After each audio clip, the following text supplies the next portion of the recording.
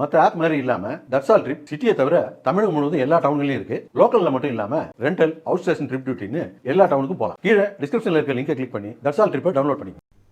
Iran Israel இடையேயான போர் காரணமாக ஜவுளித்துறையில் ஏற்றுமதி பாதிக்கப்பட்டிருப்பதால் கோவை தொழில்துறையினர் கவலை தெரிவித்துள்ளனர்.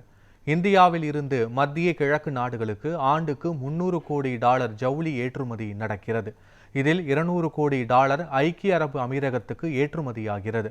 இந்த நிலையில் இஸ்ரேல் ஈரான் இடையேயான போரால் இந்திய ஜவுளி ஏற்றுமதி பாதிக்கும் அபாயம் உருவாகியுள்ளது.